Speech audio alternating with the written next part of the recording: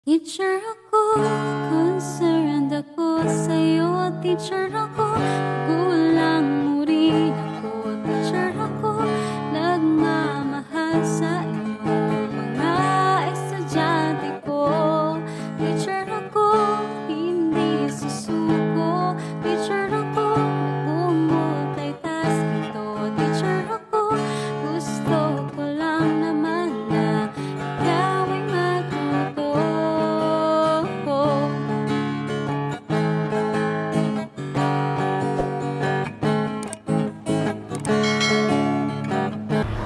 Sa una, pupunta tayo sa inyong Gmail account.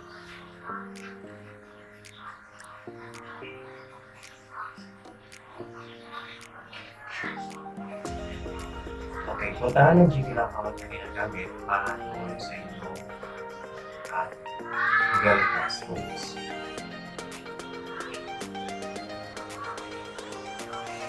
Okay, narito tayo sa ating Gmail account na ginagamit ako sa ating Classroom. At pumunta naman dito sa Google Apps. Hanapin na ang Google Classroom. I-click ito. At dito makikita nyo ang inyong Google Classroom. Ngayon, ito ang mga subjects nito ang ginamit natin mga nakaraang taon. So, kailangan natin siyang i-archive para makapag-access tayo ng bagong Google Classroom. So, pinutin lamang ang sa computer dito at pinutin ang archive. Ilagay natin siya sa archive. Pinutin dito archive. Ganun din ang gagawin natin sa iba pang mga classrooms. Dahil ito hindi natin gagawin, so kailangan natin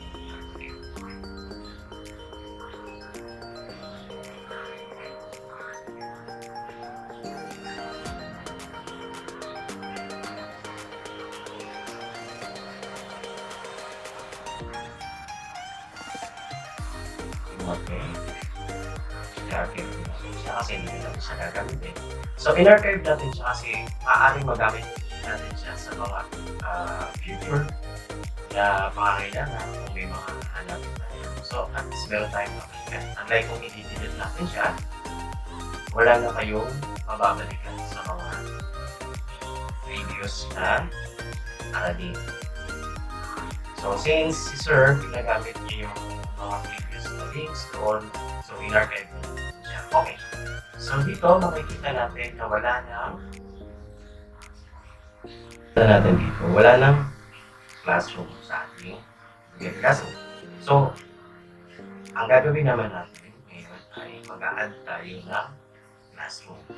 So, mula rito sa plus na to, create or join a class. Okay?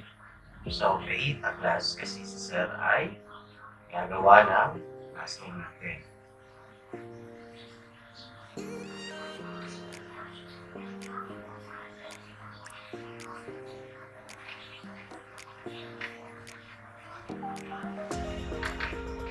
So, una, ilalagay natin yung file. ESP. Instruction. Natin. Subject.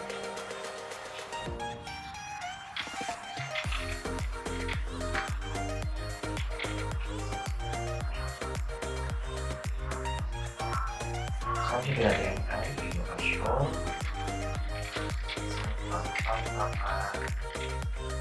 Tao. So, kung pwede na natin siya i-blanco, then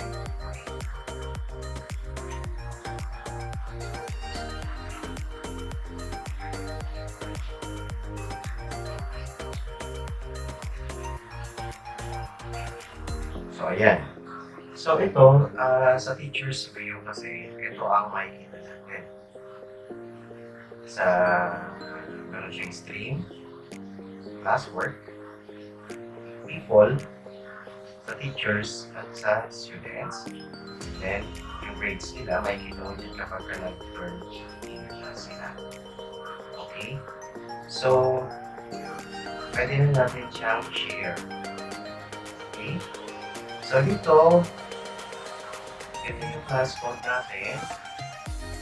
Ayan. So, itong code na to, ito yung ipapasa natin sa aking GC para makuha ng mga bata. So, kapag nilagay nila yan sa kanilang Google Classroom, so automatic makakapasa sila sa ating class. Okay? Tapos, pwede nyo siyang palitan ng team kung gusto nyo. So, mamili lamang. Okay? So, o kaya naman, kung meron kayong ginawang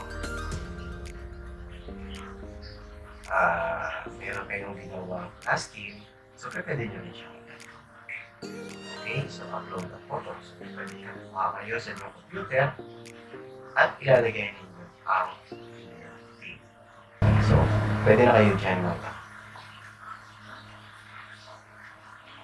At ganun din ang gagawin natin sa mga susunod. Sa mga susunod na classroom. You know?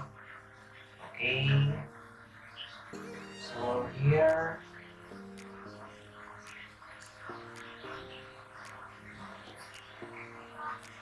Classes ulit. So, pindutin ulit ito.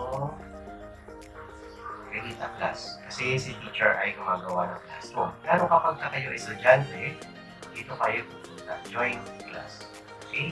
So, tingnan naman natin. Join class tayo. So, for example, ang class code, yung class code na binigay natin kanina, dito natin siya. Kaya, makakapag-join natin ito. Then, susundan na lang natin kung ano ako.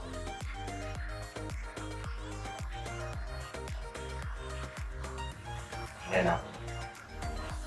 For example, okay, Sirkriztv.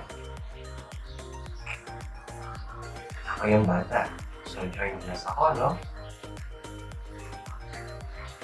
Ano nga yung class code natin kanina?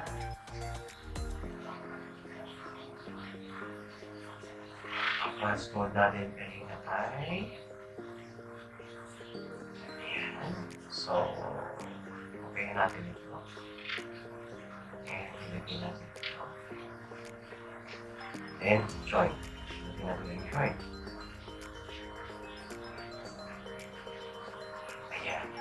So, ako yun, sa view na ito, makikita nyo na ako yung estudyante. Okay? So, naka-join class na ako. Ito lang ang view ng student. Samantalang, sa teacher's view, meron kang stream, classwork, people, at grades. Sa student view, ito ang view na ito. Stream, classwork, people. Yung mga kaklase mo. So, sa classwork, dito makikita kung ano yung binigay ng teacher. At sa stream, dito rin makikita yung mga announcement at mga pinapagawa ni teacher. Okay? So, samantalang sa teacher's view, ito ang makikita niyo. At saka yung grades ng mga bata. Okay? So, ganoon lang kasi. Okay, maraming salamat po. Kapag meron kayong katanungan, isulat lamang po sa inyong comment, ang inyong comment, para mabigyan kayo ng assistance. Sir, please. Okay, maraming salamat.